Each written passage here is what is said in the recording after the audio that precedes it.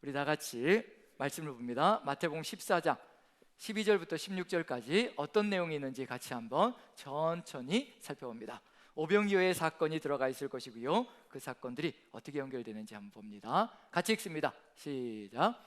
요한의 제자들이 와서 시체를 가져다가 장사하고 가서 예수께 아뢰니라. 예수께서 들으시고 배를 타고 떠나사 따로 빈들에 가시니 무리가 듣고 여러 고을로부터 걸어서 따라간지라. 예수께서 나오사 큰 무리를 보시고 불쌍히 여기사 그 중에 있는 병자를 고쳐 주시니라. 저녁이 되매 제자들이 나와 이르되 이곳은 빈들이요 때도 이미 저물었으니 무리를 보내어 마을에 들어가 먹을 것을 사 먹게 하소서. 예수께서 이르시되 갈 것 없다 너희가 먹을 것을 주라. 아멘. 아멘. 우리에게도 이렇게 명령하시면 어떻게 할까 고민이 되기도 합니다. 이제 부활의 주님, 저번 주에 우리 부활의 영광을 같이 기념했고요, 오늘도 우리 림바늘 찬양들을 통해서 역시 계속해서 부활의 승리를 찬양하며 주님께서 영광 받으시길 바라는 그런 귀한 마음으로 올려드렸습니다. 부활의 주님을 생각하면서 이런 생각을 좀 해봅니다. 이런 생각을 해보는데요, 예수님께서 부활하신 다음에 갈릴리로 가셔서 제자들을 불러서 갈릴리에서 제자들을 만나시는 것이 아니라, 그리고 그 외에 또 나타나신 현상들이 500여 명의 형제들에게 나타나셨다라고 되어 있습니다. 전부 다 누구에게 나타나셨냐면요, 부활의 주님께서 전부 다 내부자들, 예수 그리스도를 따랐던 제자들, 무리에게만 나타나셨습니다. 그 외 사람들에게는 나타나신 적이 없습니다. 그러니 세계사 속에서 누구에게 부활하신 주님이 나타났다라고 세계사 속에 등장하는 예가 없습니다. 오직 성경 안에만 부활하신 주님께서 제자들에게 나타나셨고, 또 이 형제들에게, 전부 합치면 500명이 조금 넘는 사람들에게 나타나셨다라고 고린도전서 15장에 기록이 되어져 있습니다. 만약에 부활하신 주님께서 저 같으면 만약에 이렇게 순환을 당하고 부활했다면요, 가장 먼저 어디 누군가에게 나타날까? 로마에 가서 로마 황제 궁전에서 딱 부활하셨다라고 선포하셨으면 어떻게 되었을까? 그 다음에 예루살렘에서 그 당국자들, 그 권세자들 그 앞에 보란듯이 나타나셔서 너희들이 나를 죽였지 하고 이렇게 부활하신 모습을 보여주셨다면 어떻게 되었을까? 어떤 세상이 되었을까? 지금보다 더 나은 세상이 이루어졌을까? 한번 생각을 해보게 됩니다. 어떤 세상이 만들어졌을까요? 지금보다는 훨씬 나을까요? 아니면 지금보다 못한 세상이 이루어졌을까요? 예수님께서는 그 부활의 영광을 세상 사람들에게, 믿지 않는 사람들에게 보여주시지 않으시고 제자들 무리에게 다시 또 보여주시며 이끌어 가신다는 것, 그게 어떤 의미를 가지고 있는 것일까? 만약에 그런 세상 권세자들에게 왕궁에 가서 나타나셨다면 어떤 현상이 벌어졌을까? 그들이 믿고 따랐을까?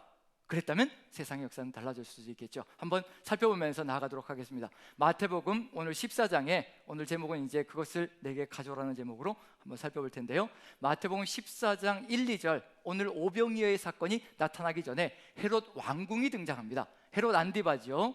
헤롯 대왕은 이제 예수님을 죽이려고 했던 그 대왕이고, 그 다음에 그 아들들의 이야기가 펼쳐지고 있습니다, 성경 속에는. 그래서 이 헤롯도 이제 헤롯 대왕의 아들 중에 한 명입니다. 헤롯 안디바라고 이제 명칭이 되는데요, 한번 14장 1, 2절 한번 읽어보죠. 14장 1절 2절, 자 같이 읽습니다. 시작. 그때 분봉왕 헤롯이 예수의 소문을 듣고 그 신하들에게 이르되 이는 세례 요한이라 그가 죽은 자 가운데서 살아났으니 그러므로 이런 능력이 그 속에서 역사하는도다 하더라. 헤롯 안디바가 세례 요한을 목 잘라 죽였거든요. 죽였는데 지금 놀라운 역사가, 예수 그리스도라는, 예수라는 사람이 나타나서 놀라운 역사를 펼치는데, 이게 꼭 세례 요한이 했던 것과 유사한 그런 현상들이 벌어지고 있거든요. 자기가 죽였는데, 세례 요한을 죽였는데, 그래서 이 헤롯 안디바가 고민하면서 생각하는 것이 있습니다. 뭐라고 얘기하냐면, 그 신하들에게 이르되 이는 세례 요한이라 그가 죽은 자 가운데서 살아났으니까 이런 일이 벌어지는 것 아니냐라는 생각을 하기 시작합니다. 자, 그렇다면 죽은 자 가운데서 살아났다고 생각하고 있는 중이거든요. 뭔가 부활이 일어났다고 생각하고 있는 중입니다. 세례 요한이 부활했다라고 생각하는 단계까지 간 거죠. 자, 그랬다면 어떻게 될까요? 자기가 죽였는데 살아나서 똑같은 현상들이 벌어지고 있는 것처럼 느껴진다. 그럼 누구에게 가야 될까요? 가서 회개하고 자복해야 되겠죠. 근데 갔다는 이야기가 전혀 없습니다. 조금 두려워하는 마음은 생기는 것 같고요, 조금 무서워하는 마음은 있는 것 같습니다. 그런데 자신이 살아왔던 삶을 자복하고 회개하며 무릎 꿇고 그것을 끊어내고 다시 나아가서 회개하며 바른 길로 가겠다는 생각은 전혀 없습니다.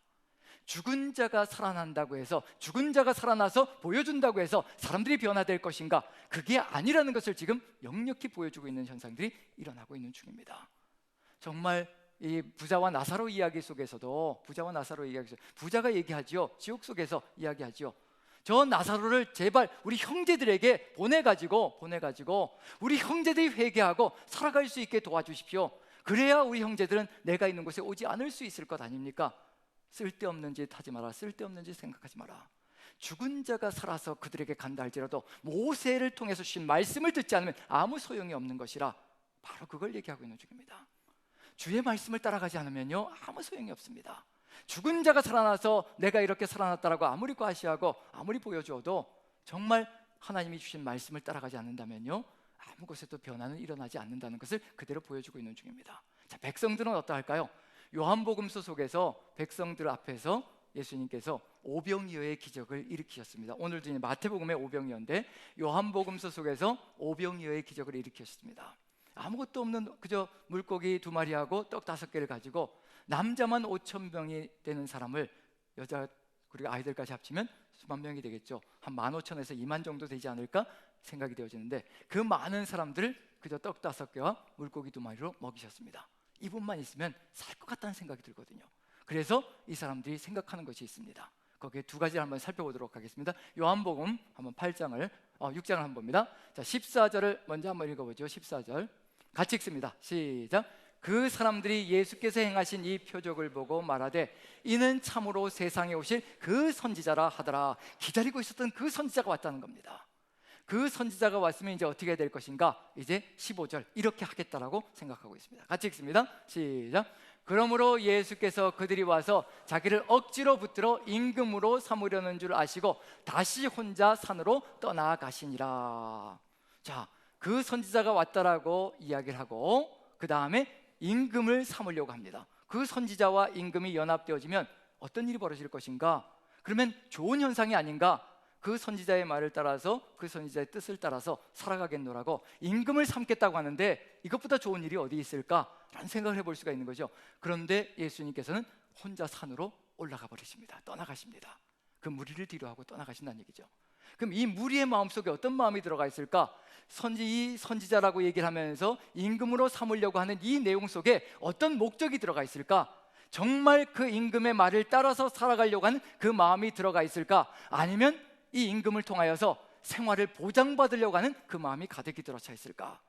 내일에 대한 염려와 걱정이 우리 안에 가득히 들어차 있거든요.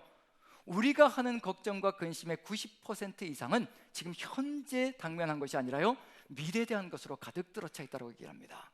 그 정도로 우리는 미래에 대한, 내일에 대한 염려로 가득 들어차 있거든요.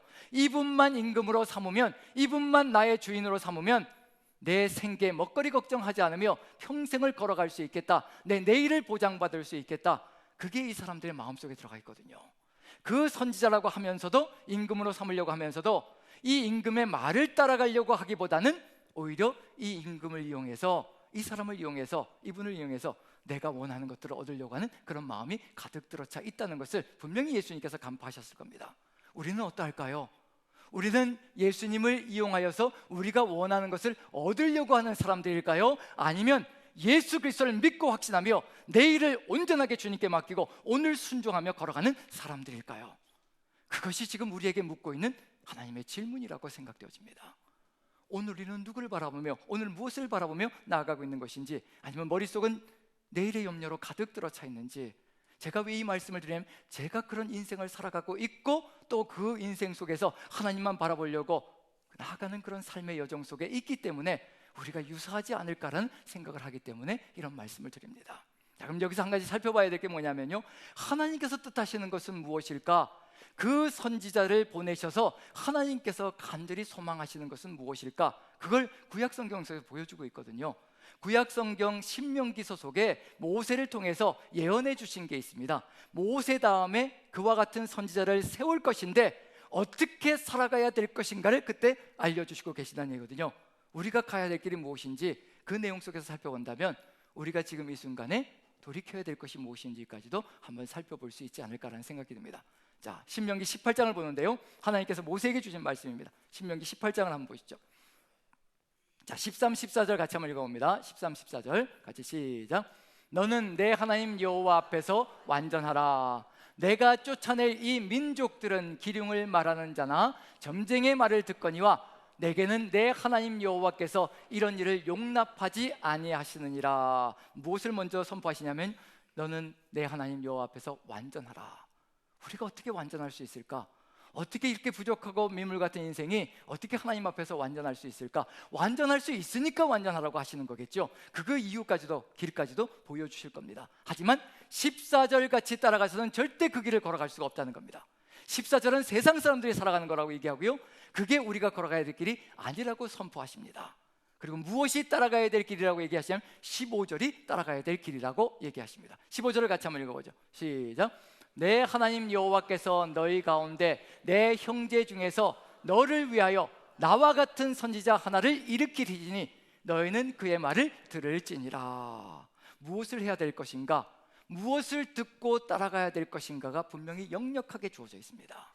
지금 14절 속에서 우리는 지금 어느 쪽을 따라가고 있는가? 14절인가 15절인가? 세상은 지금 14절을 중심으로 살아가고 있는 중입니다. 나는 저렇게 안 한다고 생각할 수가 있거든요. 이 민족들은 기륭을 말하는 자와 점쟁이의 말을 듣거니와 내게는 여호와께서 이런 일을 용납하지 않으신다. 자, 기륭을 말하는 자, 점쟁이. 혹시 점쟁이에게 가보신 적 있으신가요? 점을 쳐보신 적 혹시 있으신가요?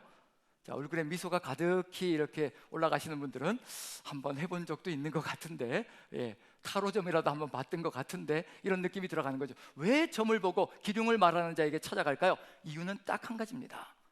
미래에 대한 불안감 때문이거든요.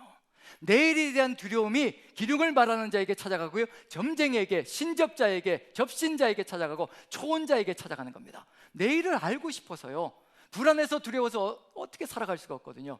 내일을 좀 안심하고 살아가고 싶어서, 내일을 보장받고 싶어서 이런 존재들에게 찾아갑니다. 지금 우리가 살아가는 삶은 어떨까요? 지금 우리는 무엇을 가지고 내일을 예측하고 있는 중일까요? 컴퓨터 프로그램들을 가지고요, 그 프로그램들을 가지고 우리는 내일을 예측하며 살아가고 있는 중입니다. 내일은 어떻게 될까? 그 노래는 어떻게 될까? 미래는 또 어떻게 될까? 우리는 수많은 방식을 가지고 예전에는 기륭을 말하는 자와 점쟁이들을 쫓아가며 미래를 예측했다면요, 지금은 수많은 통계 자료들과 과학적인 방식을 가지고 미래를 예측해서 어쩌든지 안정을 찾으려고 하는, 안정을 추구하려고 하는 삶으로 나아가고 있는 중입니다. 다를 바가 무엇이 있을까? 무엇이 다를 것인가? 지금 우리가 걸어가는 이 삶이 14절의 삶과 무엇이 다를 것인가? 라고 생각해 본다면 정말 하나님께서 기대하시는 것이 무엇일까? 15절의 말씀, 바로 내 하나님 여호와께서 너희 가운데 내 형제 중에서 너를 위하여 나와 같은 선지자 하나를 일으키시리니 너희는 그의 말을 들을지니라.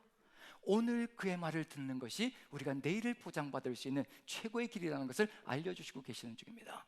오늘 주님의 말씀을 따라 살아가는 것, 오늘 주님께서 우리에게 주신 그 말씀에 모든 생명을 걸고 걸어가는 것, 그것이 바로 우리의 미래이며 우리의 내일이라는 것을 분명하게 알려주시고 계시는 중입니다. 지금 세상 사람들에게 부활하신 주님이 나타나셨을 때 헤롯 안디바가 따라갈 것인가, 무리들이 따라갈 것인가, 임금으로 삼으려고 하겠지요. 임금으로 삼고 왕으로 섬기면서 살아가려고 하겠지요. 하지만 그 속에는 내 생계를 보장받으려고 하는 그 마음이 더 간절하게 들어가 있다는 점에서 그의 말씀을 따르려고 하기보다는 오히려 내가 원하는 것을 제발 해달라고 그렇게 강청을 하며 걸어가는 삶이 이루어지기 시작할 것이라는 생각이 듭니다. 그렇게 되면 어떤 세상이 만들어질 것인가? 하나님께서 뜻하신 아름다운 하나님 나라가 아니라 우리가 추구하는 세상이 또다시 만들어지고 말 것이라는 거, 그걸 그대로 역력히 보여주고 있는 중이거든요. 지금 부활하신 주님께서 우리와 함께 하신다면 우리는 어떤 길을 걸어가야 될 것인가? 왜 제자들을 갈릴리로 다시 부르셨을까? 갈릴리에서 주신 말씀들을 다시 한 번 더 기억나게 만들어주시고 그 말씀을 살아갈 때 바로 하나님 나라가 아름답게 펼쳐진다는 것을 우리에게 깨닫게 만들어주신 그 역사가 있다면요, 이제 부활하신 주님을 만나게 되면 주님께서 주신 말씀들 하나하나, 행하셨던 모든 행동들 하나하나가 새롭게 살아나는 역사가 펼쳐질 것이라고 생각되어집니다. 그래서 오늘 오병이어의 기적, 마태복음서 속에서 오병이어의 기적을 살펴본다면 제자들에게 어떤 교훈을 주시며 어떤 가르침을 주시고 계시는 중일까? 우리가 바라봐야 될 그 역사는 무엇일까? 그것도 한번 다시 한 번 더 돌아볼 수 있지 않을까라는 기대를 가져봅니다. 자, 오늘 읽었던 본문의 내용, 오병이어의 사건이요, 처음에 시작이 뭘로 돼 있냐면요, 세례 요한의 제자들이 세례 요한을 장사 지내고 예수님께 와서 알렸다라는 것으로부터 시작합니다.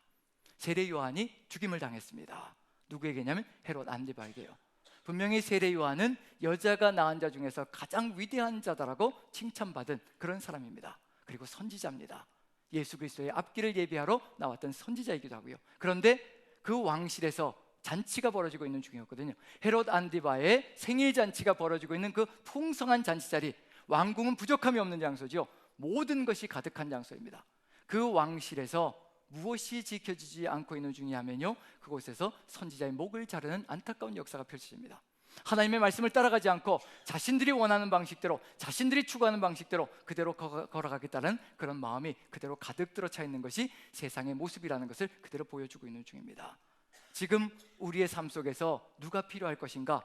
그 왕실에 부족한 것이 없는 것처럼 보입니다. 힘도 권력도 물질도 정말 부족한 것이 없는 것으로 가득 들어차 있습니다. 그런데 그곳에 예수 그리스도가 계시지 않으면 아무 의미가 없습니다. 정말로 모든 것이 다 채워졌다라고 큰소리치며 부족함이 없다라고 큰소리 칠지 모르겠지만, 하나님 보시기엔 아무것도 없는 것이 바로 예수 그리스도가 없는 삶이라는 것을 그대로 보여주고 있는 중입니다. 예수님께서 그 세례 요한의 죽음의 소식을 듣고 빈들로 나가셨다라고 기록되어져 있습니다. 빈들은 아무것도 없는 장소거든요. 왕궁과 빈들을 비교하면요, 천양지차가 될 겁니다.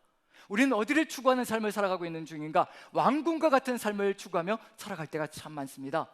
나에게 주님 필요한 것들을 다 채워주시면 제가 주님을 더 잘 믿을 수 있습니다 라고 그렇게 고백하며 우리는 나아가고 있을지도 모릅니다. 절대 그것은 아닐 겁니다.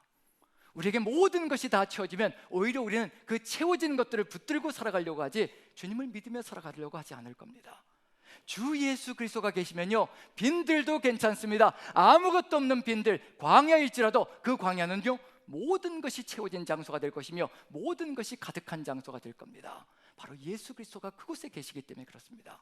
우리가 어디로 몰려가야 될 것인가? 풍성한 것이 있는 곳으로 몰려가야 될 것인가? 예수님께서 계신 곳으로 가야 될 것인가? 빈들일지라도 오직 주 예수 그리스도가 계신 곳이면 모든 것이 있다는 그 믿음을 가지고 나아간다면요, 이 빈들은 정말로 은혜가 넘치고 하나님의 사랑이 넘치는 공간이 될 겁니다. 그곳으로 사람들이 몰려가기 시작합니다. 예수님을 향하여 몰려가기 시작합니다. 그리고는 예수님께서 바라보시며 사람들을 바라보시며 불쌍히 여기셨다라고 기록되어져 있습니다. 우리가 예수님의 마음을 통하여, 부활하신 주님을 통하여 간절하게 배워야 할 것이 뭐냐면 불쌍히 여기는 마음입니다. 그 불쌍히 여기는 마음이 모든 것을 뒤바꾸는 겁니다. 빈들을 모든 것이 채워진 공간으로 만들어 갑니다. 불쌍히 여기셨다라는 그 단어가 예전에 한번 말씀드렸던 그 단어인데, 헬라어로 스플랑크니조마이, 바로 애간장이 끓는 마음이라고, 창자가 끊어지는 고통, 애끓는 마음, 애달픈 마음이라고 분명히 말씀드렸습니다. 스플랑크노는 바로 간장, 그리고 여기 장기, 모든 일체를 얘기하는 그런 의미가 들어가 있습니다. 그래서 모든 장기가 다 끊어질 것 같은 그 애끓는 심령으로 바라보시는 그 마음, 그게 바로 예수 그리스도의 마음 속에 들어가 있습니다. 우리를 그렇게 바라보시기 때문에 우리가 죄 가운데 거할지라도, 우리가 실패한 가운데 거할지라도, 그리고 예수 그리스도를 부인하고 부정하고 배신하고 떠나간 제자들일지라도 그들에게 다가가셔서 또다시 애끓는 심정으로 그들을 세워가시려고 하는 것이 바로 예수 그리스도의 마음속에 들어가 있습니다. 우리의 삶도 역시 마찬가지로요, 그 주님을 만나게 되면 빈들 같은 그런 마음일지라도, 광야 같은 곳일지라도 주님의 사랑으로 가득 채워지는 역사가 펼쳐질 것이라는 것, 그것을 우리에게 알려주시고 계시는 중입니다. 우리가 가슴에 가득히 채워야 할 것이 바로 주님의 이 불쌍히 여기는 마음, 그것만 있으면요, 우리는 주변을 아름답게 만들어갈 수가 있습니다. 우리 주변 사람들을, 형제자매들을 정말 측은히 여기는 마음, 불쌍히 여기는 마음, 왜 저렇게 행동할 수밖에 없었는가? 왜 저렇게 말할 수밖에 없었는가? 왜 저렇게 갈 수밖에 없는가? 그것을 우리가 이해한다면요, 주님과 같이 품고 나아가는 역사가 펼쳐질 겁니다. 비난과 비방과 정죄가 아니라 품고 나아가며 사랑으로 녹여가는 역사가 펼쳐질 겁니다. 그 측은히 여기는 마음, 불쌍히 여기는 마음이 우리 안에 있는지 아닌지, 우리가 주님의 그 뜨거운 사랑을 받았다면 그 사랑으로 우리도 나아갈 수 있는 존재가 될 것입니다. 자, 그 사랑으로 주님께서 치료하시고 고치시고 회복시키는 놀라운 역사가 펼쳐집니다. 그런데 저녁이 되었습니다. 이제 이렇게 10,000명이 넘는 사람들, 이 수만 명, 10,000명이 넘는 사람들, 이 사람들을 먹여야 하는데 이 주님께서 먹일 것이 있을까요, 없을까요? 가진 것이 없다는 것은 분명하지요. 그래서 제자들이 예수님께 제안을 합니다. 저녁이 되었으니까 제안을 하는 거지요. 이제 이 사람들을 마을들로 보내어서, 이제 저녁이 되었으니 시장할 테니까 안 그러면 기진할 테니 마을들로 보내어서 먹을 것을 사 먹게 하여 주시옵소서라고 예수님께 제안합니다. 이건 당연한 거겠죠. 당연히 그렇게 해야만 되는 거고, 우리의 논리적이고 합리적인 사고 속에서도 당연히 그렇게 해야 된다고 생각할 수밖에 없을 겁니다. 근데 얼토당토하는 명령을 예수님께서 내리십니다. 갈 것 없다, 너희가 먹을 것을 주라. 자, 우리에게 이 명령을 내리시면 어찌할까요? 너희가 먹을 것을 주라, 갈 것 없다, 이 모든 필요들을 너희가 채워야 한다, 너희가 해야 한다고 얘기할 때 우리의 마음은 어떠할 것인가? 지금 제자들의 마음이 어떠할 것인가? 이 제자들의 마음속에 어떤 마음이 들어올 것인가? 우리의 마음도 아마 비슷하지 않을까 싶습니다. 예수님을 바라보면서 세상 물정 참 모르십니다라고 얘기하지 않을까 싶습니다. 얼마나 세상 물정을 모르시면 말씀만 가르치시고 말씀만 전하시다 보니까 지금 재정 상태가 어떤 상태인지 전혀 모르시고 이렇게 말씀하시는 거 아닙니까? 혹시 여러분들도 그런 소리 들어보신 적 있으신가요? 지금 재정 상태가 어떤지 모르시고 이렇게 이걸 하자고 그러시는 겁니까? 이런 것들을 하자고 그러시는 겁니까? 혹시 그런 소리 들어보신 적 있나요? 혹시 교회의 사역 속에서 재정이 부족해서 못하신 적이 있던가요? 저는 재정이 없어서 이 사역을 할 수 없습니다라고 얘기하면 그건 잘못된 생각이라고 생각되어집니다. 우리의 믿음이 부족해서이고 하나님의 뜻이 아니어서 못하는 것이지 재정이 부족해서 못하는 것은 없습니다. 우리가 필요한 것이 있고 하나님의 뜻이 분명히 주어져 있다면 분명히 하나님께서 채우시고 이끌어 가실 것이라는 것, 그것만큼은 역력히 분명합니다. 전능하신 하나님께서 채우시지 않을 이유가 없고요, 전능하신 하나님께서 못하실 이유가 없다는 것 분명하다는 얘기거든요. 단지 우리가 변명하고 싶은 마음들이 있기 때문에 그래서 말씀드리는 것이지, 아마 우리 하나님께서 우리의 뜻을, 하나님의 뜻을 우리가 일치시키며 나아간다면 하나님께서 역사하시는 그 역사가 클 것이라고 생각되어집니다. 그래서 제자들이 세상 물정을 모르시는 것 같고 현재 재정 상태를 모르시는 것 같아서 제자들이 예수님께 말씀을 전해드립니다. 한번 읽어보죠. 14장 17절을 한번 읽어봅니다. 자, 같이 한번 천천히 한번 읽어보죠. 같이 시작. 제자들이 이르되 여기 우리에게 있는 것은 떡 5개와 물고기 2마리 뿐입니다. 자, 어떻게 들리시나요? 우리에게 있는 것은 떡 5개와 물고기 2마리 뿐입니다. 가능성이 있다라고 들리시나요? 일말의 가능성도 없다라고 들리시나요? 이런 예를 들어볼 수가 있을 것 같습니다. 이제 어떤 사람이 삶을 살아가는데 갑작스럽게 목돈이 없는데 이제 전세집에서 살고 있는데 이제 갑자기 주인이 이제 전세금을 올려달라고 1억 정도를 올려달라고 갑자기 이제 통보를 했습니다. 이제 올려줘야 되는데, 갑작스럽지만 올려줘야 되는데 갑자기 그 1억이라는 돈이 없는 거지요. 그래서 절친에게, 지인에게 찾아가서 빌려달라고 좀 꿔줄 수 있겠냐고 이제 부탁을 하는데, 이제 그 절친도 이제 이런 대답을 하는 거지요. 1억까지는 내가 어떻게 할 수가 없는데 라고 얘기하면 여기에 어떤 가능성이 들어가 있나요? 1억까지는 아니지만 그래도 얼마나 땡겨볼 수 있다는 얘기인가요? 한 절반 정도, 4, 5천 정도는 땡겨볼 수 있다는 그 여지가 들어가 있는 거죠. 그런데 이 내용 속에는 제자들이 예수님께 말씀하실 때 갈 것 없다, 너희가 먹을 것을 주라라고 얘기할 때 떡 5개와 물고기 2마리밖에 없습니다. 얘기는 뭐냐면요, 전혀 여지를 주지 않는 겁니다. 아무것도 할 수 없고 절대로 이것은 이루어질 수가 없고 할 수도 없다는 것을, 일말의 가능성도 없다는 것을 예수님께 선포하고 있는 중입니다. 그래서 재정 상태가 이러니까 도저히 할 수 없으니 포기하라라고 그렇게 말씀드리는 것 같다는 얘기거든요. 자, 여기에 대해서 예수님께서 주시는 말씀, 지금 우리에게 하시는 말씀과 저는 같다라고 생각합니다. 한번 같이 읽어보죠. 14장 18절입니다. 같이 한번 읽습니다. 시작. 이르시되 그것을 내게 가져오라 하시고, 우리 주님께서 우리에게도 하시는 말씀입니다. 그것을 내게 가져오라. 너의 그 아무것도 아닌 것을 나에게 가져오라. 내 손에 올려놓으라. 너의 그 보잘것없는 삶을 내 손에 올려놓으라. 너의 그 부족한 삶을 내 손에 올려놓으라. 너의 그 상처받은 영혼까지도 내 손에 올려놓으라. 아무것도 할 수 없다라고 고집하며 나아갔던 그 삶의 여정들, 하나님께서 우리에게 기대하시는 것은 내 손에 올려놓으라. 그것을 내게로 가져오라. 부활하신 주님께서 그것을 붙드시면 어떤 역사가 펼쳐질 것인가? 전능하신 하나님께서 우리를 붙드시면 어떤 역사가 펼쳐질 것인가? 저는 그것을 내게로 가져오라는 이 명령이 어떤 명령과 같은 것이라고 확신되어지냐면요, 이렇게 말씀하시는 것과 같은 것이라고 생각되어집니다. 이제 노인이 되어버린 모세의 삶을 우리가 너무나 잘 알고 있습니다. 광야에서 40년의 여정을 보내고 80세가 되어서 이제는 은퇴할 나이가 되었고요. 이젠 그 노구의 몸으로 아무것도 할 수 없는 존재가 되어버린 것이 모세의 삶의 모습입니다. 그런데 80세가 된 모세에게 하나님께서 떨기나무 불꽃 가운데 찾아오십니다. 그리고 말씀하십니다. 내가 너를 보내어 내 백성 이스라엘을 구원하게 하려 하노니 이제 가라라고 명령을 내리십니다. 그때 모세가 하는 말이 있죠.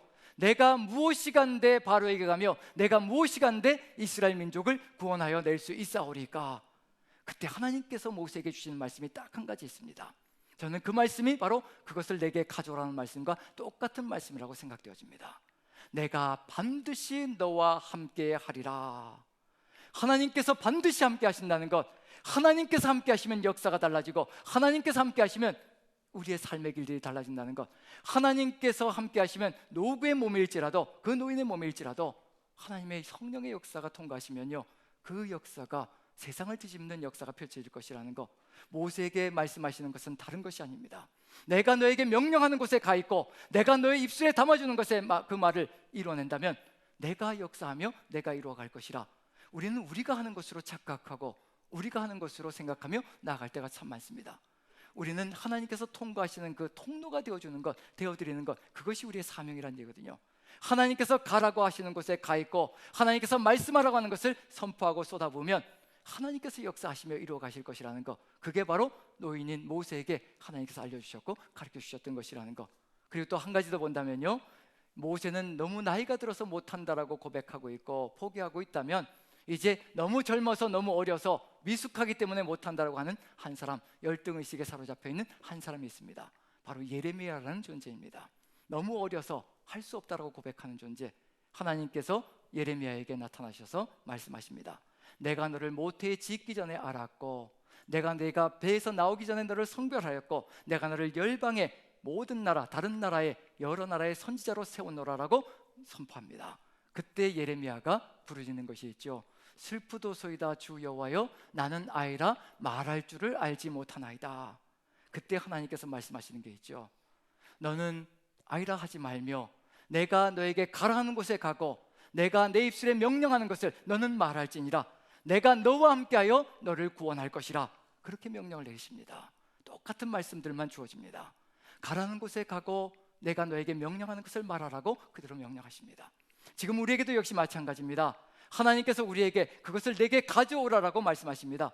병든 몸일지라도 늙은 몸일지라도 너무 어린 미숙한 몸일지라도 하나님께서 우리에게 오라라고 가져오라라고 하실 때, 우리가 우리의 몸과 마음을 온전히 주님께 내어드릴 때 우리 주님께서 그것을 사용하셔서 세상을 고치고 회복시키고 세상을 새롭게 하는 역사를 이루어가는 존재로 세워가실 것이라는 것, 우리가 하는 것이 아니라 살아계신 주님께서 하시며 이끌어가시는 놀라운 역사가 우리의 삶 속에서 주어질 것이라는 것, 우리는 우리의 것을 올려드리고 우리의 삶을 올려드리며 우리의 것을 주님께 기꺼이 드릴 때 펼쳐지는 역사라는 것을 우리에게 알려주고 계시는 중입니다. 바로 이와 같은 역사가 부활하신 주님의 그 성령의 역사를 체험하고 제자들의 삶 속에서 나타나기 시작합니다. 제자들은 아무것도 가진 것이 없는 삶이거든요. 모든 것을 다 주님께 올려드린 삶입니다. 부활하신 주님을 만났고 그리고 영광의 주님을 또 주님으로 섬기며 나가는 삶이 시작됩니다. 사도행전 속에서 그 역사가 펼쳐집니다. 사도행전에 베드로와 요한이 성전에 기도하러 그리고 찬양하러 예배드리러 올라갑니다. 그때 성전 미문에 날 때부터 안진뱅이로 태어난 존재가 구걸하며 그리고 거린이 되어서 구걸하고 있는 중입니다. 그 모습을 보며 베드로와 요한이 뚫어지게 쳐다보며 우리를 보라라고 이야기합니다. 아무것도 가진 것이 없는데, 지금 가진 것이 줄 것이 아무것도 없는데도 불구하고 그 안진뱅이를 바라보며 우리를 보라라고 이야기합니다. 그리고 선포합니다. 금과 은은 내게 없지만 내게 있는 것으로 내게 주더니 주 나사렛 예수의 이름으로 일어나 걸어라. 지금 우리에게 필요한 것이 있다면 바로 우리와 함께하는 주님이 누구이신가를 깨닫는 것. 우리는 아무것도 없고 가진 것도 없고 그리고 또 할 수 있는 것도 없고 무능한 존재일지라도 그 무능한 존재의 그 삶을 주님께 올려드리고 우리 주님께서 역사하시는 통로와 창구가 되어드린다면 이렇게 날 때부터 안진뱅이 된 자도 일어설 수 있으며 우리의 역사 속에서 주의 뜻이 이루어지는 놀라운 역사를 체험할 수 있을 것이라는 것, 바로 이것을 바라본다면요, 지금 우리 가운데 질병 가운데 그리고 질병으로 인하여 고통 가운데 처하고 있는 우리 형제들이 있고 자매들이 있다면 우리는 담대하게 선포할 수 있을 겁니다.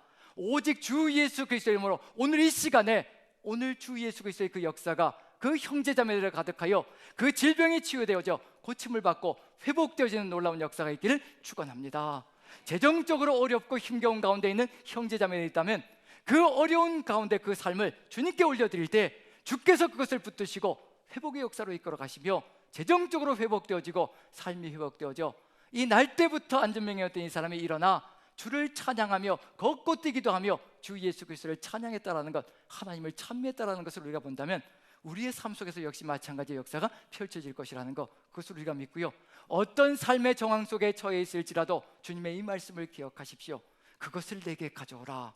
우리의 부족하고 미력한 삶일지라도 괜찮습니다. 오히려 부족한 삶이면 더 낫습니다. 왜냐하면 우리가 능력이 출중하면 우리 자랑을 이루어갈 수 있을 것이기 때문에 부족하고 미력하고 아무것도 아닌 존재일지라도 주님께 그것을 올려드림으로 주님께서 사용하심으로 주의 놀라운 역사가 우리를 통하여서 이루어지기를 간절히 축원드립니다. 우리 같이 한번 기도했으면 좋겠습니다. 한 목소리로 기도합니다. 우리 주님께서 우리에게 기대하시는 것, 그것을 내게 가져오라. 아무것도 할 수 없는 미력한 인생이지만, 믿음조차도 부족한 인생이지만 오직 주 예수 그리스도께서 그것을 내게 가져오라 하셨으니 우리의 부족한 삶을, 미력한 삶을, 그리고 또 우리의 부서진 삶을, 상처받은 영혼을, 그리고 아무것도 없는 이 인생을 주님께 올려드릴 때 주께서 쓰실 수 있는 통로가 될 수 있도록 우리가 우리를 내어드립니다. 오늘 이 시간 우리를 주님께 올려드립니다. 주님께서 사용하여 주시어 주의 나라 이루어 주시옵소서. 다 같이 한 목소리로 같이 기도합니다.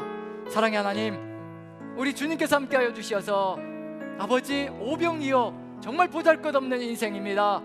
정말 큰 소리치며 살아왔지만 보잘것없는 인생, 아버지, 지치고 상한 영혼들을 위로하지 못하고, 아버지, 쓰러져 있는 영혼들을 제대로 세우지 못하고, 그리고 아버지, 환우지체들조차 우리가 어찌할 수 없는 아버지 부족하고 미력한 인생입니다.